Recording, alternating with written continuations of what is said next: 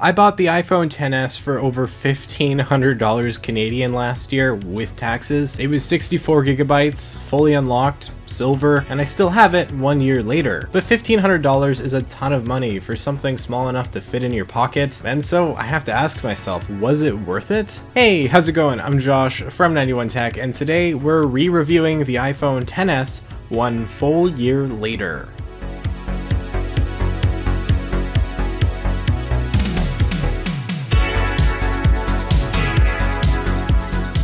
The iPhone XS was a disappointment to a lot of people when it came out. It brought few improvements over the iPhone X, with the biggest change being a full new size option in the iPhone XS Max, and that was pretty much it. The design was the same, albeit with a new gold color, and the only decent improvements to speak of were to the camera, as well as in some of the technical specs. Just gonna jump in real quick right here. Yes, there is a stray hair on my arm, and no, I'm not going to refilm everything, so you're just gonna have to deal with it, and I can't unsee it, and neither can you, so you're welcome, and now let's get back to the video. Although I'm kind of underselling the camera, because it was a big improvement. Not enough to make it worth buying over the iPhone X, mind you, especially if you already owned the iPhone X, but it massively improved portrait mode, and the HDR was amazing. The high dynamic range it can do is practically unparalleled, but I bought it last year and I sold my iPhone X. A phone that, by all accounts and purposes, was almost just as good. Why did I do this? Honestly, I just kind of wanted to for the channel.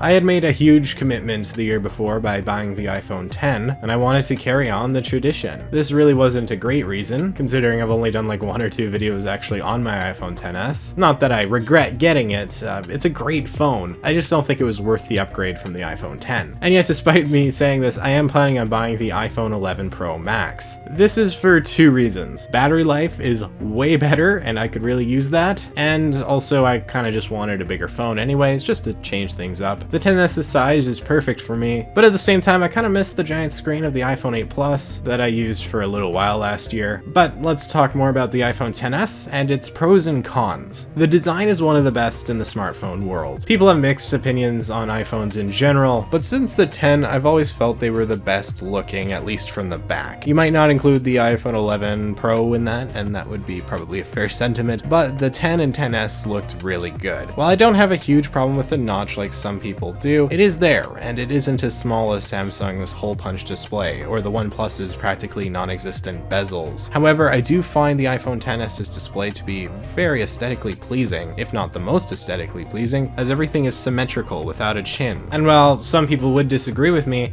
at least it looks better than the monstrosity that is the Pixel 3 XL. And also, I think it is going to look better than the Pixel 4 based on leaks, so for what it's worth, there's that. I bought the smaller iPhone XS as it fit in my hand better than the XS Max. Also, it was cheaper. I don't know why I was worrying about money when I was already paying $1,500. Canadian with tax, our dollar sucks, but I was. It's also only 64 gigabytes, which was a bit of a problem until I started paying like $2 a month for iCloud, and specifically like the 50 gig plan. It's a killer deal, honestly, and I haven't had to worry about storage space since, because most of my storage on my phone is due to pictures and videos. I don't know why I held off so long on getting it. It is really worth it, and I'd recommend it if you don't have a lot of storage left. That being said, the fact that a $1,500 iPhone only came with 64 gigabytes is pretty insane, and this year it's the exact same thing. You're only getting 64 gigabytes for the base model. I find this absolutely ridiculous, in all honesty, and I'm quite disappointed Apple didn't bump things up to 128 gigs. With a regular iPhone 11, you can pay 50 extra bucks to get 128 gigs, and that's a good deal, but why doesn't the 11 Pro have this option? Why not just put the 11 Pro at 128 or 256 to begin with in the first place? Like, why?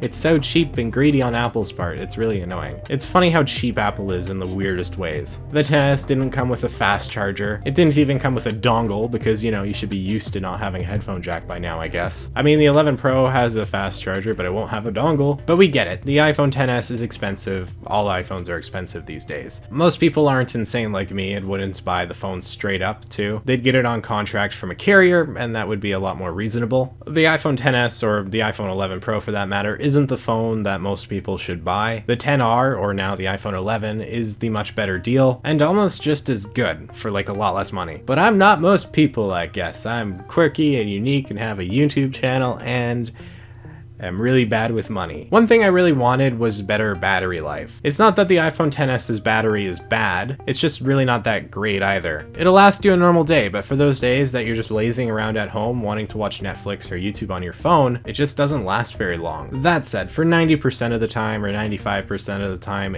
I was able to get away without any issues and I would last the day just fine, often at around 20 to 10% left. Battery health, like just as a whole, is down to 91% capacity after a full year of heavy use, which I don't think is too crazy. I think that's pretty much average, maybe a little bit more, maybe a little less, not quite sure there. Typically you're good until your phone gets around 80% battery capacity, and then it's going to start slowing down, or you might experience some shutdown issues, and at that point you're probably going to want to go to Apple and get your battery replaced. So everyday usage of the XS, it was fine. But the fact that the 11 Pro has 4 more hours of battery life thanks to the A13 chip is amazing, and it's going to make the XS feel terrible in comparison. So far I've been mostly kind of whining about the XS, but most of these complaints are ones that I would consider relatively minor. It's expensive, battery life isn't great, and so on. The reason that I'm nitpicking here is because the iPhone XS is actually a really great phone with very few flaws. The experience is about as consistent as it gets, and I've had so few issues, it's actually amazing. The biggest problem I probably had is for a while it was having trouble connecting to cellular, but that was fixed with the software update, and since then I've been good. This is probably the best time I've had with a smartphone. The iPhone X was awesome, but mostly because of the novelty, and that eventually wore off. The XS felt faster and just in general did better for me. This is probably in part thanks to using iOS 12 instead of the very buggy iOS 11. The XS is a really good phone, and if you pick one up used or on clearance, then you're probably not going to regret it. So let's talk about some of that good. First and foremost, you have that camera. That camera can produce some beautiful shots, and I'll put up some here as I talk. I felt like portrait mode was improved over the iPhone X, it just felt more consistent and better with finding edges. HDR is stunning. I honestly don't think any smartphone from last year came close to touching how well it captured the sky and parts of the background, and that's including the Pixel 3. Fight me. Probably just earned a few dislikes for daring to question the Pixel 3's reign over all cameras, but oh well. The XS never took a bad photo for me, and the video was even better. 4K 60 is something we've had since the iPhone X, but it's still mind-blowing how good it looks. Here's a video clip. It was taken at 30 frames per second, but it's still a good example, and it's just gorgeous. The phone takes really good video. This is being filmed on the iPhone XS at 4K and 30 frames per second. It looks really good. The iPhone 11 Pro looks like it's taking big strides in the camera department, and I'm definitely hyped to try that ultra-wide camera, but the iPhone XS does a great job, and it blows any Android phone, even the newer ones, completely out of the water when it comes to video. If video is something important to you, the XS has you covered, and it has you covered for photos too. This is a great camera, and I honestly think Apple is massively undercredited when it comes to the camera in general on their iPhones. They're really good, and they take really good photos and video, and it's probably the best balance when it comes to smartphones because, again, that video is so much better than the competition. I would dare say that the camera on the iPhone XS was tragically underrated this year. The front-facing camera, on the other hand, is admittedly not special. It's fine, and it'll be good for Snapchat or whatever, but the truth is there are better options out there, such as the iPhone 11, which brings 12 megapixels and somehow 4K video at 60 frames per second to the selfie camera. Beyond the camera, we have the A12 chipset. There's not a lot to say here. This is a very fast phone. I pretty much never had any slowdowns, and when I did, it was usually because of my internet connection, not the phone itself. Face ID is great, and it's only getting better with iOS 13. Apparently it will be like 30% faster once the update comes somehow, and that's great because it's already really fast. People can whine about the notch all they want, and I'll admit it doesn't look the best, but I think Apple's produced the best biometric system with it, at least in my opinion. I think Face ID is the smoothest and best out there right now. The OnePlus's in-display fingerprint sensor is pretty cool, and it's better than Samsung's, or at least faster, but I do still prefer Face ID. What can I say? I like what I like. By the way, if you're wondering what case this is a Rhino Shield bumper case. If you're watching Rhino Shield, field, you should definitely sponsor me, because unfortunately this isn't sponsored. I'm just letting you all know because I always get questions. I'll have a link in the description if you want to go buy it. Again, not sponsored, I wish I was. Probably my favorite case out of all the ones I've ever had. Let's quickly run through some more minor things. Speakers are amazing, one of the best on smartphones, although it does get a little distorted when at louder volumes. Wireless charging is as handy as ever, and that was my charging method of choice over the whole year. The water resistance was solid, and I wasn't too scared to bring it kayaking with me, but that's mostly because if I dropped it, I would never see it again. But yeah, getting a little bit wet from a splash or whatever, there's no worry with this phone. And hey, when I was kayaking, I did see this cool plane fly overhead, so there's that. Overall, the XS is still a really great phone. And sure, the iPhone 11's a bit more flashy, but if you have the XS right now, you're gonna be absolutely fine. And if you have the iPhone 10 for that matter, you're gonna be absolutely fine. At least wait till next year, when apparently the iPhone is going to get a bigger upgrade. Do what I say and not what I do. Don't buy the iPhone 11 Pro, it's not worth all that money. The iPhone 11 looks good though, so I mean, if you want that, go for it. And also, I'd recommend the iPhone XS to anyone if you pick it up used or on clearance as carriers get rid of them. Although the iPhone 10 I think is the better deal because you can find it for not too expensive on eBay.com. It's around 500 bucks right now. That's an option. I do have to say though, time flies. I can't believe I've had the XS for a year already. It's been an interesting year for me personally. I graduated high school last June, so pretty much everything now is kind of new to me. And I'm glad I had such a solid phone to experience it with. It might not mean a whole lot, but I think it's important to have a consistent, reliable experience on a device that you use so regularly in your day-to-day life. Sure, lots of Androids have nice flashy features, but at the end of the day, the software is what really counts, and on the Android side, it's just never worked that well for me. I'm always finding bugs, always having to try to find workarounds for stuff. With iPhones, I don't have those kind of issues. iOS is a carefully curated experience, and for good reason. It makes it easier for you, the consumer, to just use your phone.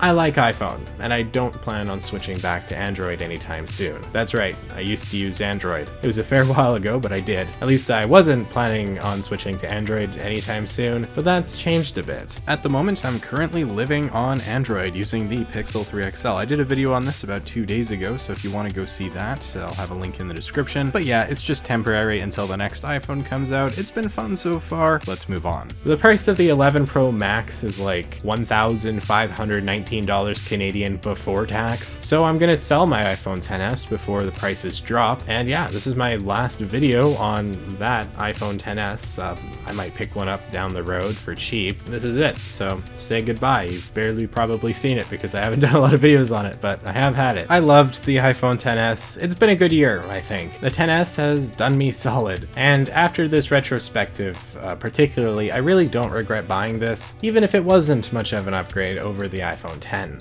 But that's about enough for me. Do you have the iPhone XS? Are you picking up one of the new iPhones? Can you guess what Android phone I used to use before the iPhone 4? I'm gonna say probably not. I think I have mentioned it before, but I doubt anyone remembers it that far back. If you found this video interesting, maybe hit that like button and consider subscribing for more content just like this. You can follow me over on Twitter and Instagram at 91_tech if you'd like to for some reason. Actually, no, wait, I have a reason. I'm gonna be switching to Android. So yeah, you should go follow me over there. And it's at 91_tech because some doofus took at 91tech.